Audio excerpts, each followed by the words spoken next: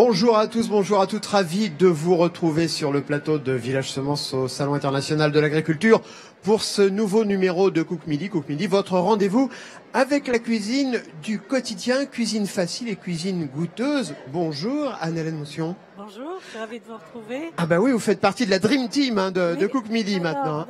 Absolument. Alors aujourd'hui, on va parler de champignons de Paris. Alors je voudrais quand même qu'on parle d'une imposture, parce qu'on nous parle de champignons de Paris, mais historiquement, au XVIIe siècle, ce champignon, il a commencé sa vie à Versailles. Ensuite, effectivement, il a été cultivé dans les champignonnières du bassin parisien, mais aujourd'hui, il est plutôt cultivé du côté de Saumur. Il s'en produit 116 000 tonnes par an. Et vous savez que nous ne sommes pas, bizarrement, nous, les Français, les premiers producteurs de champignons de Paris, puisque les deux principaux pays producteurs sont la Pologne et les Pays-Bas. Donc il faudra peut-être appeler ça demain le champignon de Varsovie ou le champignon d'Amsterdam. On va en parler. Vous allez nous proposer quoi comme recette aujourd'hui? Alors je vais vous proposer un carpaccio de champignons avec des graines de sarrasin décortiquées, de la grenade, jus de citron, de l'estragon et un petit peu de mesclun. Alors on va reprendre les graines de sarrasin pour bien montrer ce que c'est. Tenez. On va avoir l'occasion d'en reparler. Regardez, voilà. Produit qui vient de chez vous, qui vient de Bretagne. Tout à fait.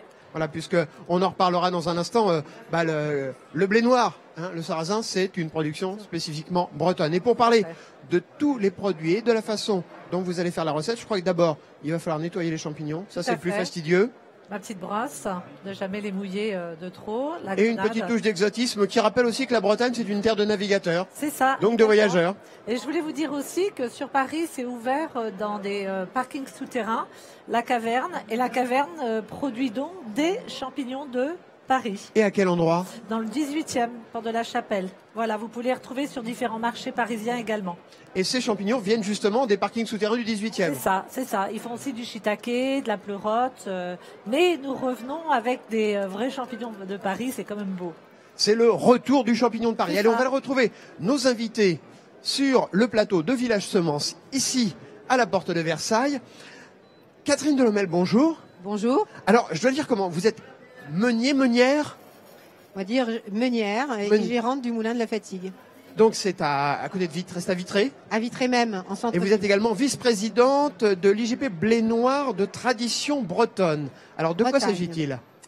C'est une filière qui regroupe des producteurs, des collecteurs-stockeurs et des meuniers. Tout ça dans une zone géographique que nous, ODG, on a choisi la zone géographique de la Bretagne historique, donc la Loire-Atlantique en fait. Alors là, on va atteindre des polémiques là. Non, la Bretagne historique, c'est quoi? Donc le département de la Loire-Atlantique en plus. D'accord. Voilà, puisque le château de Anne de Bretagne est à Nantes. Et alors, combien de producteurs aujourd'hui de On a à peu près 1500 producteurs de blé noir. Tout ça dans la zone géographique. On a 3 organismes stockeurs et 9 meuniers actuellement. Alors on reparlera de ce blé noir dans un instant. Jacques Rouchaussé, bonjour. Bonjour Philippe. Alors Jacques, vous êtes le président de Légumes de France, donc j'allais dire un peu le patron des producteurs de légumes français. Votre modestie va en souffrir un peu, mais c'est pas grave. Oui. Et on va parler avec vous, au-delà des champignons, du retour des légumes. Avant, les légumes, c'était vraiment l'accompagnement.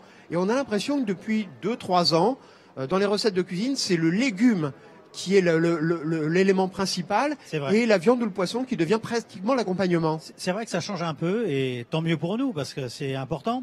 Aujourd'hui, vous savez, depuis bien longtemps, on a toujours notre slogan manger 5 fruits et légumes par jour. Les gens, ils l'ont bien en tête, donc c'est 400 grammes, je rappelle, c'est une portion. Mais le légume n'est plus l'accompagnant de la viande, l'accompagnant du poisson. Le légume est le plat qui va devancer la viande et qui va devancer le poisson. Et on va faire une théâtralisation par rapport à ça, parce qu'on s'est aperçu que notre légume, par rapport à toutes les vitamines, eh bien, dans la diversité également de ce que nous pouvons avoir, on amène quelque chose de nouveau dans l'assiette du consommateur.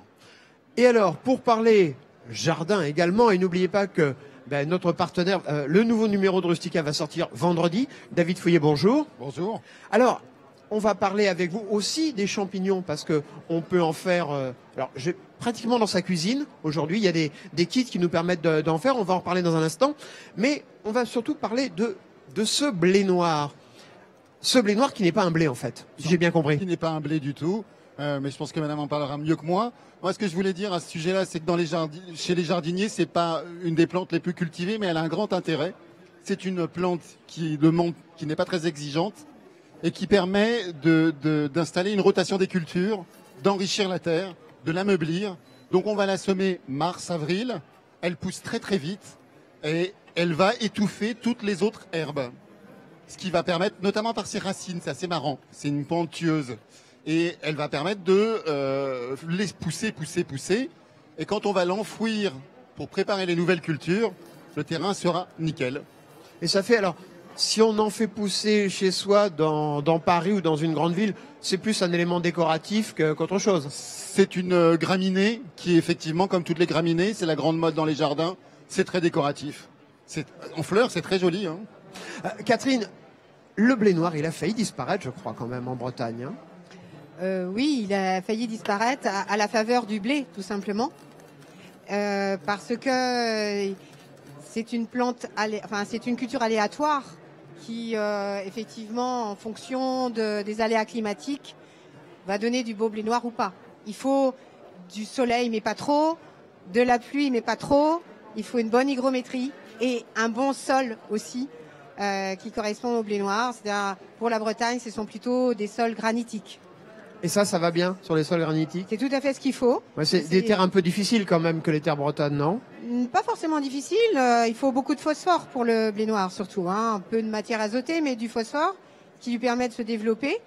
Et donc on a notre IGP, notre indication géographique protégée, grâce justement à tous ces liens géographiques, à son histoire. Et si le sarrasin s'est développé en Bretagne, c'est que les sols, l'hygrométrie convenaient très bien. On a une idée des retours les plus anciens, des traces les plus anciennes de la présence du sarrasin en Bretagne?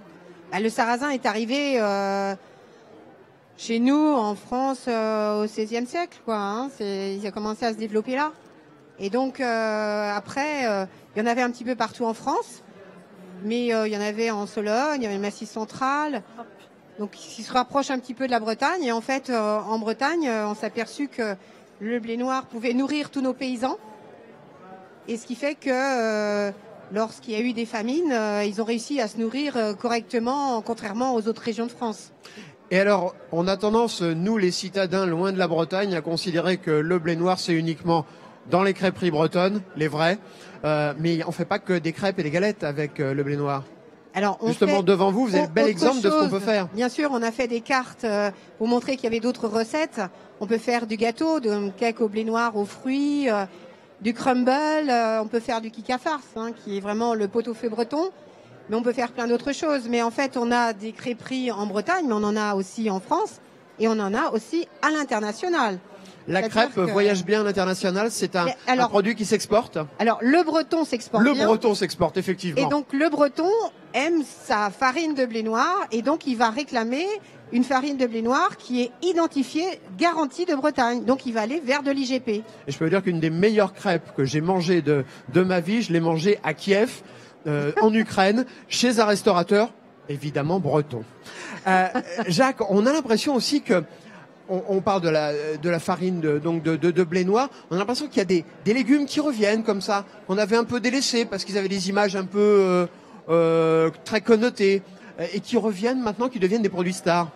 C'est vrai qu'on les a surnommés les légumes oubliés.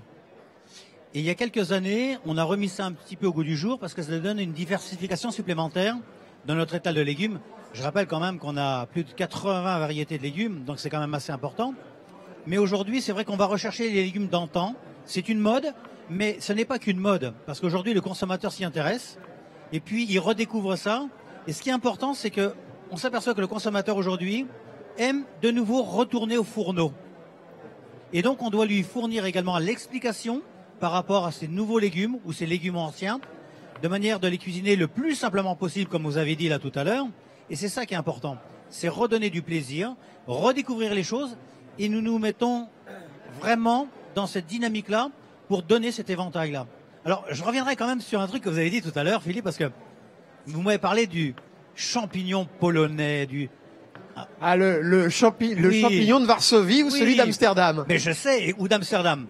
Il doit être caché celui-là, non, Amsterdam, non? Non? Joker. Vendu en coffee shop. Joker. Mais c'est vrai qu'aujourd'hui, la culture de champignons commence à redécouvrir aussi un petit peu de nouveaux producteurs, parce que c'était un petit peu oublié, c'était un petit peu contraint. Vous l'avez expliqué tout à l'heure, hein, dans les caves, dans les caveaux, les champignons de couche, le champignon de Paris, Versailles, mais surtout le champignon de Paris. Et on s'aperçoit qu'on demande de plus en plus naturellement notre origine France. Donc nous nous mettons au travail de manière à pouvoir contenter de plus en plus le consommateur et essayer de contrer quand même le champignon polonais ou d'Amsterdam. Et alors, ce qui est étonnant, c'est qu'on voit Anne-Sophie le disait tout à l'heure, des champignons qui reviennent dans des souterrains, par exemple dans des parkings souterrains de Paris. Oui. On a l'impression que l'agriculture regagne du terrain dans les villes. On en parlait au début de cette semaine ici sur le plateau de Village Semences. On cultive sur les toits des immeubles, on cultive aussi dans les sous-sols. Oui. Alors moi, je préfère cultiver dans les sous-sols parce qu'au moins on va aller chercher ce que nous voulons dans l'hygrométrie, dans la fraîcheur. Sur les toits, c'est peut-être un petit peu différent, c'est peut-être une lobby aujourd'hui que nous avons, mais c'est vrai qu'on redécouvre qu'on peut cultiver le champignon d'une manière différente. Et dans tous les souterrains de Paris, au lieu qu'il n'y ait rien, on peut mettre des champignons parce qu'on a l'hygrométrie, on a tout ce qu'il faut. On a également l'obscurité qu'on peut avoir. Et c'est ça qui est important. On redécouvre, et c'est vrai que le champignon est en pleine redécouverte de sa fonctionnalité. Et alors, il n'y a pas que le champignon de Paris, David. On a vu se développer depuis quelques années des petites start-up qui nous proposent de faire pousser nos champignons dans nos cuisines. Alors, c'est quoi? C'est un gadget ou on peut vraiment se faire avec ça une poêlée de champignons? On m'en a offert, moi je m'en suis fait 2. C'était des pleurotes en l'occurrence, que j'avais mis dans un coin de la salle de bain en me disant mais qu'est-ce que je vais faire de ce cadeau, c'est bien gentil mais je sais pas où le mettre. Et finalement, au bout de 10 jours, 2 semaines peut-être, j'ai vu apparaître une multitude de champignons, une multitude de pleurotes. Et c'est assez sympathique. Et donc je fais ma première cueillette, je me fais ma poêlée en me disant bon ben voilà c'est fini. Pas du tout. Voilà la deuxième récolte qui s'annonce quelques jours plus tard. Et j'ai trouvé ça un cadeau très très sympathique. Alors on retourne en cuisine. Anne-Hélène, où en êtes-vous? Alors je vous propose deux présentations pour les carpaccio. Je vous ai fait l'assiette qui peut servir pour une entrée. Plus ou moins épais les plus ou moins champignons. épais, voilà, parce que c'est un petit croquant, c'est moelleux et super. Et là, je vous ai mis dans une petite barquette. Ça peut être pour un apéritif. C'est 2 manières différentes de pouvoir déguster la même recette. Alors il y a un problème avec le champignon, c'est dès qu'on le coupe, il a tendance à noircir. Alors est-ce que vous avez une astuce? L'astuce, c'est le citron. D'accord, je vais asperger de jus de citron vert mes champignons. Ça marche avec citron vert, citron jaune, les deux? Les deux. En même temps, c'est une petite entrée qui prend pas très longtemps à être cuisinée. Donc, on peut faire vraiment à la dernière minute. Voilà. Alors, Jacques, on parlait à l'instant des champignons dans ces petites boîtes là qu'on met chez soi. J'ai testé. Vous l'avez testé? Oui. Vous, le président de Légumes de France, Oui. vous avez testé Oui, les champignons en boîte carton? Mais je suis très curieux, parce Oui. que quand il y a des nouveautés, eh bien moi j'aime bien les tester chez moi pour regarder l'efficacité. Et j'ai été surpris. Parce que c'est vrai, on le met dans un coin, on le laisse, on l'oublie, et d'un seul coup on voit les champignons qui arrivent. Extraordinaire. Moi, ça me fait penser un peu à ce qu'on faisait à l'école. Vous savez, on mettait des lentilles sur du coton et on attendait que ça pousse. C'est à peu près la même chose. On faisait le test de germination par rapport à ça, c'est vrai. Mais là, c'est extraordinaire, hein, c'est vrai. Alors, sur ce qu'on vient de nous présenter par rapport aux champignons crus, au carpaccio de champignons, c'est quelque chose maintenant que l'on introduit beaucoup plus quand on est à l'apéritif. On mange beaucoup de légumes crus. Et le champignon reprend également sa place dans les légumes crus de l'apéritif. Alors, Catherine, je voudrais quand même que vous nous expliquiez quelque chose, parce que tout à l'heure, on a montré du blé noir qui était blanc. Oui. J'ai un peu de mal à comprendre. Vous savez, pour moi, c'est un petit peu la chanson d'un certain chanteur mort il n'y a pas très longtemps. Noir c'est noir, blanc c'est blanc, quoi. Alors expliquez-moi pourquoi vous avez du blé noir noir et pourquoi Anne-Hélène a du blé noir blanc. Parce qu'en fait, il a été décortiqué le sien. Et Alors la comment on le crème, décortique, donc, ouais. Comment ça se fait? C'est une technique particulière qui correspond pas du tout à une technique pour la meunerie, pour la transformation en farine. Donc c'est une technique particulière. Donc aujourd'hui, les gens ont envie de manger des graines. Donc en fait, il faut manger de la graine décortiquée, parce que s'ils mangent la graine entière, ils vont avoir l'écorce dans la bouche, ça va pas être agréable. Donc voilà, la différence, c'est que quand c'est décortiqué, ça prend la couleur de la graine sans l'écorce.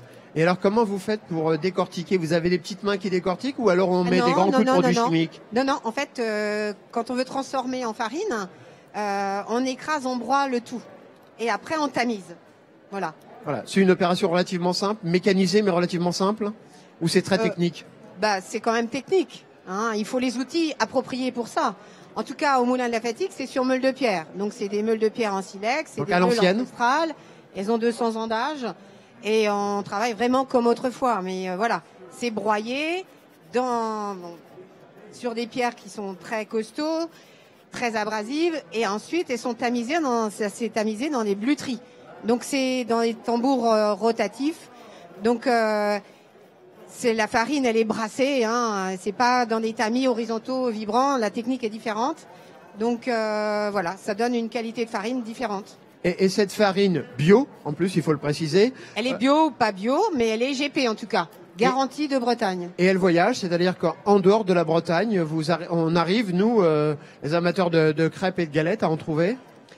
Alors moi, je fournis surtout les professionnels crêpiers. Je travaille surtout avec les professionnels, très peu en sachet kilo pour les particuliers, mais il y en a et vous pouvez aller sur notre site et vous en trouverez sur notre site en sachet kilo. Mais je travaille surtout avec des professionnels qui ouvrent des crêperies un petit peu partout dans le monde. Donc en fait, nous, on a des demandes par Internet sur notre site.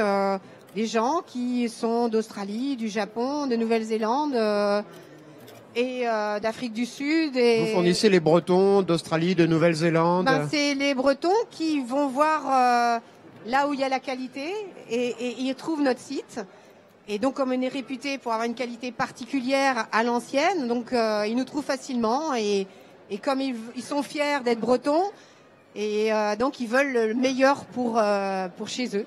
Pardonnez cette question basique d'un cuisinier amateur. Si je veux utiliser cette farine, je l'utilise de la même façon qu'une farine de blé classique, où il y a des petites choses en plus ou en moins à savoir? Ah non, au contraire. Quand vous avez un Parce que je vois produit que de vous qualité... faites du pain, donc là, alors, on le c'est voit. pas moi qui fais le pain, c'est le boulanger. Hein. Mais ça, c'est un pain qui a été fabriqué avec un peu de farine de sarrasin. Hein. Elle n'est pas toute sarrasin. Ça existe, mais la technique est un peu particulière. Mais autrement, le crêpier, avec une farine de cette qualité, il n'y a pas besoin d'ajout de quoi que ce soit. On fait la pâte de la galette uniquement avec de la farine, de l'eau et du gros sel. Je vois Jacques qui a avec des yeux gourmands. Non mais c'est très bien parce que quand on parle de crêpes, il n'y a pas que les crêpes sucrées, il y a les crêpes salées.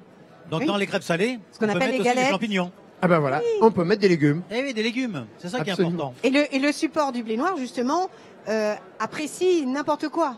C'est-à-dire que ça peut être des légumes, de la viande, des fruits, du sucré, du salé, tout va en support blé noir. Dites-moi David, on parlait des champignons en boîte de carton tout à l'heure que vous faites pousser dans votre salle de bain. Des champignons de Paris, on peut aussi les faire pousser chez soi. Ah oui. Où il faut vraiment un endroit très particulier. Il faut une technicité et puis surtout il faut du crottin de cheval avec de la paille qu'on va faire monter en température pour qu'il se décompose. Quand la température du crottin diminue, c'est-à-dire au bout de 3 semaines, 1 mois, là il va falloir introduire du blanc de champignon, les fameux filaments. Donc on va le mycorhizer. Et là, au bout d'1 mois, 2 mois, on va avoir des champignons de Paris. C'est sur couche, comme on disait. C'est un peu complexe parce qu'il faut qu'effectivement l'hygrométrie soit constante et la température soit constante. Donc plutôt en cave, c'est plus pratique. Mais bon, le hic, c'est qu'il faut quand même avoir un copain dans un club équestre, quoi, pour avoir du crottin de cheval. C'est ça. C'est ça le truc. Parce que ça se vend pas dans les jardineries. Il faut le trouver frais. Mais en campagne, ça se trouve assez facilement. Il y a quand même pas mal d'écuries partout.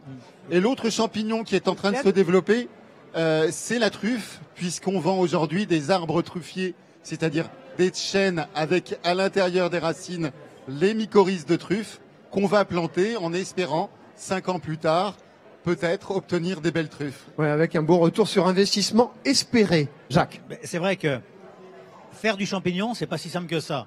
C'est quand même un métier professionnel. Donc moi, ce que je conseille au niveau des amateurs, c'est d'acheter ces pains, de mettre ça, et ça sera beaucoup plus simple. Parce que sinon, on va pouvoir avoir des déçus. Parce que, bon, il faut du crottin de cheval, il faut une couche, il faut une température bien appropriée, il faut une hygrométrie qui est là. Ça s'improvise pas. ou alors on va faire des petites choses qui vont pas réussir.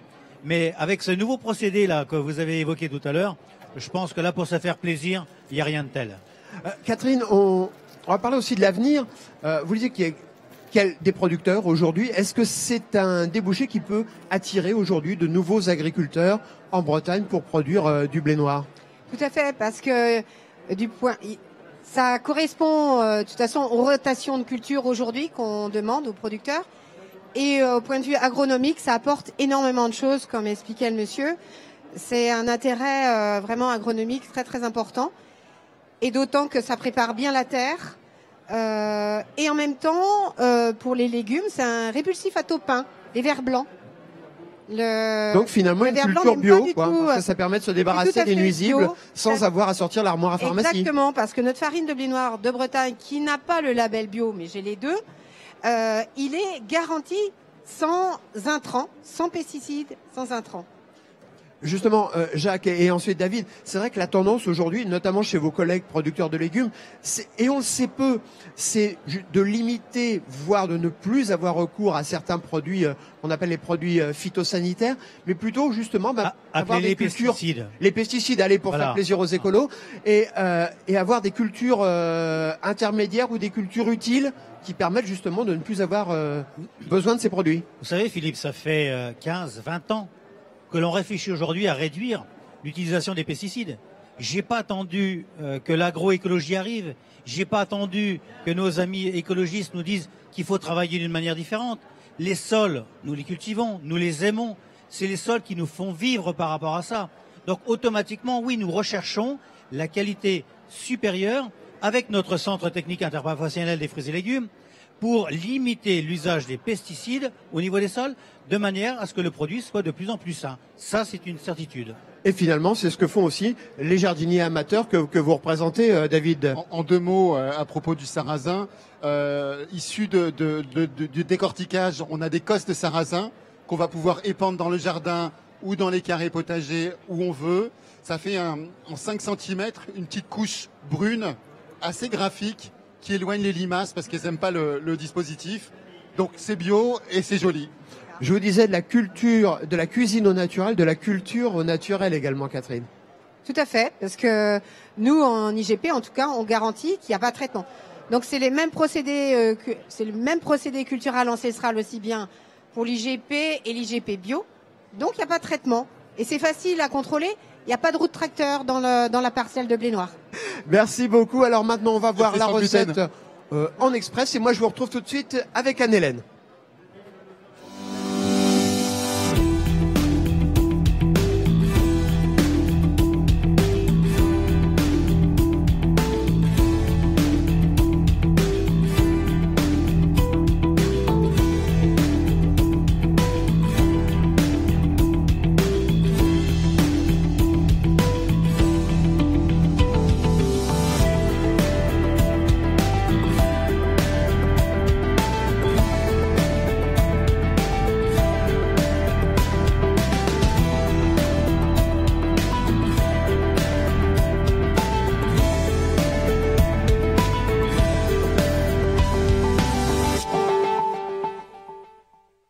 Regardez comme c'est beau. Regardez de toutes les couleurs. Il y a du rouge parce que ça, évidemment, la grenade. Tout à fait. On a un petit peu de vert, c'est quoi? L'estragon. L'estragon, donc il va relancer un peu le goût. Voilà. Et on voit les petites graines de blé noir torréfié. Alors Ici. ça, c'est peut-être la chose la plus délicate, non? Il faut y aller tout doucement. Poêle chaude, à sec, voilà. Et dès qu'on... Un petit peu d'huile d'olive. Non, j'ai rien mis, moi. Rien du tout, à sec. Rien du tout, D'accord. à sec comme ça. Et on a les premières odeurs. Je voulais vous faire sentir. Ah oui. Effectivement. Mais ça, c'est une recette que vous pouvez faire chez vous. D'ailleurs, c'est très simple. Si vous voulez la refaire, il suffit de retourner sur la page YouTube de Village Semences. Vous retrouverez les recettes et l'émission également. Vous pouvez liker cette émission si vous le souhaitez. On va déguster ça, j'y arrive avec mes invités. Plaisir. Et quant à moi, je vous retrouve demain ici au Salon de l'Agriculture. Et n'oubliez pas que la terre n'est jamais aussi belle que quand on la cultive. À demain!